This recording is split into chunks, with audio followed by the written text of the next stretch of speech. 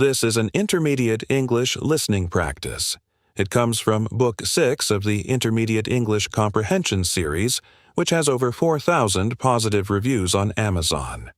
Listen carefully and use the subtitles to improve your vocabulary and comprehension. Every autumn in the United States, more than 100 million people watch American football. The championship game, known as the Super Bowl, is regularly the most viewed television event of the year. The sport officially began in 1869 when two college teams played a basic version of the game in New Jersey, combining elements of rugby and football.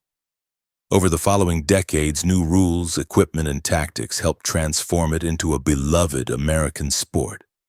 Although American football is often associated with professional stars, its roots lie in universities. By the early 20th century, college football had become so popular that stadiums were being built to hold tens of thousands of fans. However, the sport was extremely dangerous and deaths were common.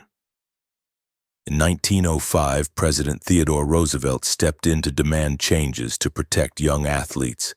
New rules made the game safer and football continued to grow, becoming a symbol of school pride and community spirit across the country. As the sport expanded, certain coaches helped shape its future. One of the most influential was Vince Lombardi, who led the Green Bay Packers in the 1960s. Known for his demanding style and belief in discipline, Lombardi turned a struggling team into champions. He focused on perseverance and teamwork. As a result, his name is now attached to the Super Bowl trophy. Lombardi's impact went beyond tactics on the field. He also supported racial integration during a time when discrimination was still widespread. Not all stories come from the field. Fans play a crucial role in football culture, turning games into shared social events.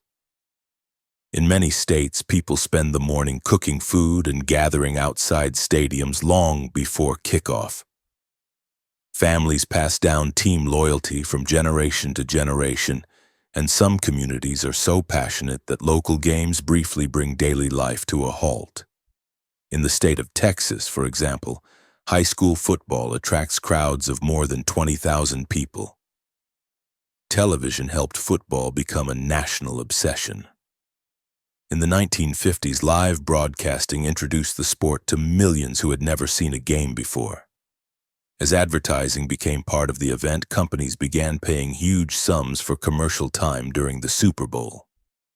Today, the halftime show alone attracts global attention, turning musicians into international news and proving that the Super Bowl is as much about entertainment as sport. The event generates enormous revenue, boosts tourism, and influences American culture far beyond the stadium. Despite its popularity in the United States, American football has remained limited abroad. While other sports such as basketball and baseball spread internationally, football stayed closely tied to American identity. However, interest is slowly increasing, with games now played in London and Mexico City, suggesting that the sport may continue to expand in the future. More than a century after that first college match, American football remains a powerful part of American life. Whether through legendary coaches, dramatic moments, or the shared excitement of game day, its stories show that football is not only about winning. It is about community, determination, and the enduring ability of sport to bring people together.